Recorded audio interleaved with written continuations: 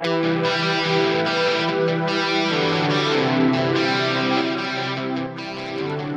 back to the Fourth Way Podcast. Today we are going to continue our discussion on abortion by taking a look at a rebuttal that is thrown out by a fiction writer. I think he's got some other profession too, but he's a fiction writer who came up with this example of how he shows the pro-life or the anti-abortion side is hypocritical. So I want to take a look at that today.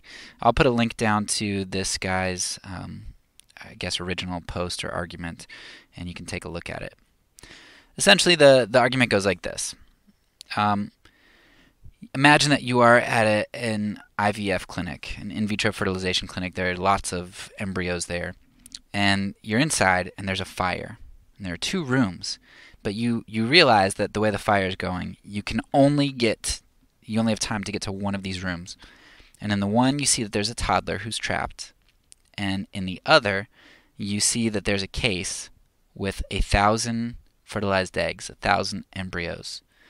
Which one would you choose to save? Now, this guy has asked a lot of people, and he realized that the intuition of just about everybody, including Christians, pro-lifers, is that they would save the toddler. And he has had a few people who say, no, they'd save the embryos. But, you can tell when people respond that way that they're saying it because they know they have to. Like, the few people who think through it recognize the problem here. And they know that they have to when this atheist guy is asking them, or else they're going to lose. And the reason they have to say that is because, as this guy argues, that if every human is just as valuable as every other human, and you have a room with one human or a room with 1,000 humans, then the room with 1,000 humans is more valuable, infinitely more valuable, or 999 times more valuable than the one with the one human in it. So the fact that most pro-lifers, all honest pro-lifers, say they would save the one human over the 1,000 shows that pro-lifers really don't think embryos are human beings. Now, that's a pretty good argument, I think. I had to think about it for a while at least. Like, how would I defend that? And God graciously sent me this argument from this guy at a time when I was also working through consequentialism, and these two just go together so well. So if you want to take a listen back to Season 2 on consequentialism, that discussion is going to be extremely helpful in uncovering the problem, or one of the problems of this argument here. And I'll try to reference that in a little bit. So let's uncover some of the problems in this guy's scenario. First of all, I think we need to all recognize that intuitions can be flawed. So he's saying, look, everybody's intuition is that they'd save the one kid and not the 1,000. Great, okay. Maybe that's the wrong decision. Maybe it is.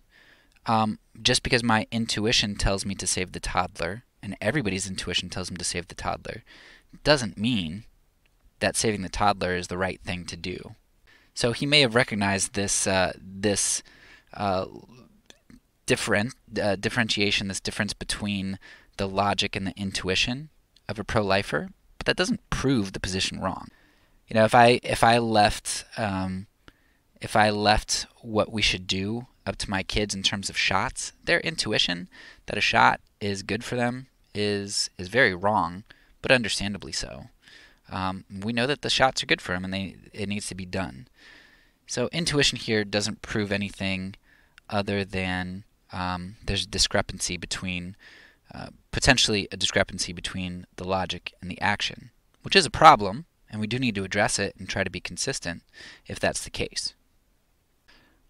The second problem is that the only thing that would not the only thing that would be proved here, but something that we need to understand is that there is a possibility that we're differentiating between extrinsic and intrinsic value.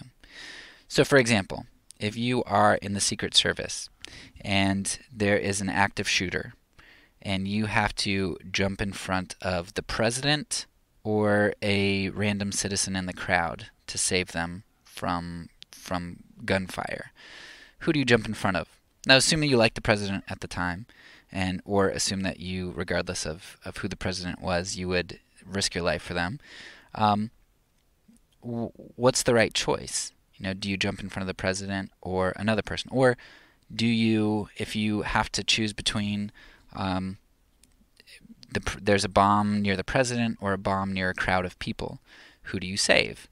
Well, the Secret Service would probably save the president over a crowd of people.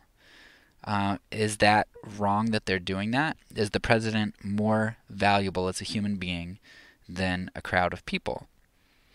No, of course not. The president has the same intrinsic value as any other human being. But there is extrinsic value in the situation.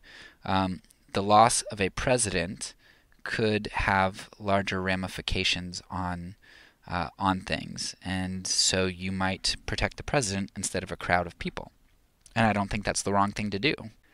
So we are not saying that a leader's life has more intrinsic value. We're choosing to save on some other grounds, even though we wish we could save everyone. And I think my wife came up with a really good analogy for this that I was like, this is bank. She said, she basically talked about, imagine that you're a curator at the National Museum, and or imagine you talking to a curator at a museum, like the Smithsonian, and you ask her the value of most items there. She'll declare that most of the items on display are priceless. They're absolutely irreplaceable. But if you give her a scenario in which there's a fire and only one item can be saved, she'll likely have an answer as to which piece she'd save first.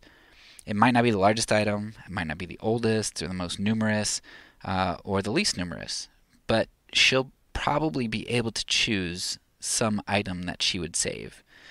Does her choosing of one particular item negate the pricelessness of all other items in the museum? No.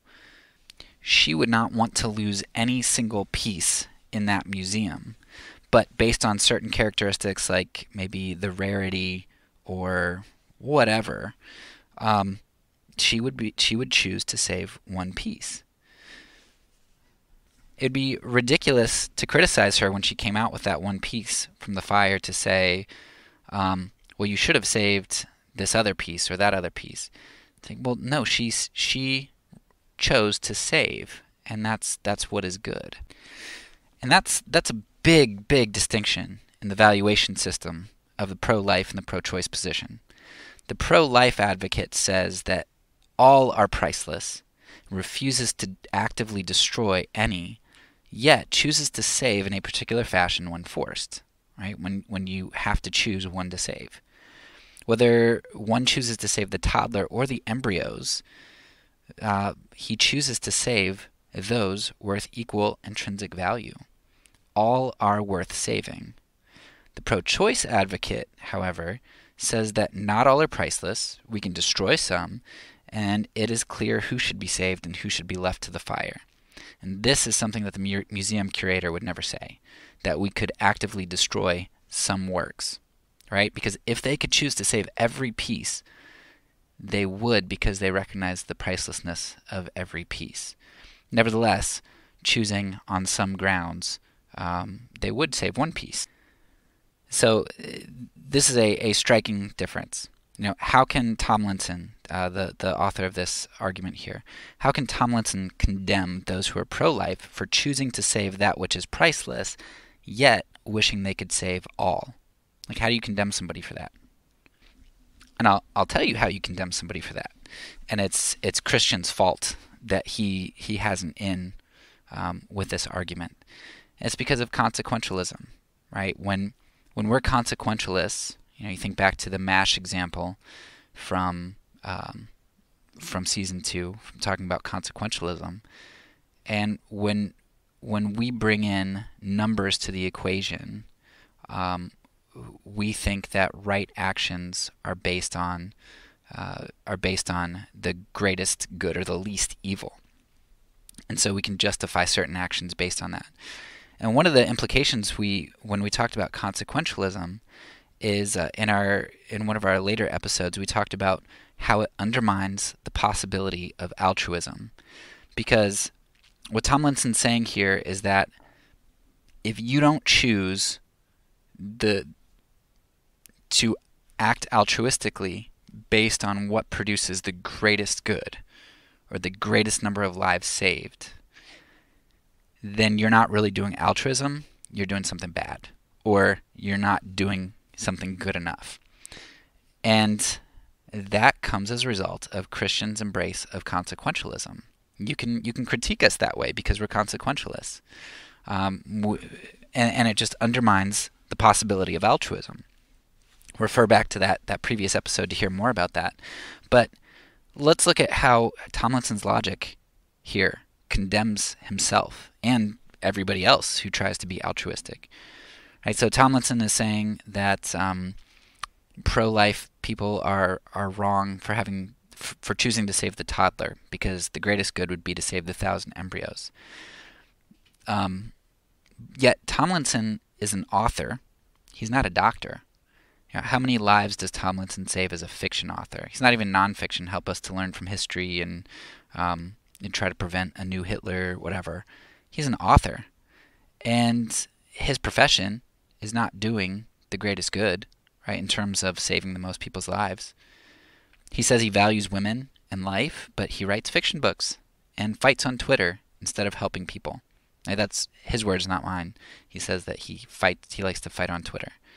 So that's a guy who's trying to tell us how it's not altruistic or good to save the toddler over 1,000 embryos on our if we think 1,000 embryos are humans, right? Because we're not doing the greatest good. If you're not a consequentialist, then you can recognize that in the situation where there's a toddler and 1,000 embryos, you'd love to save everyone.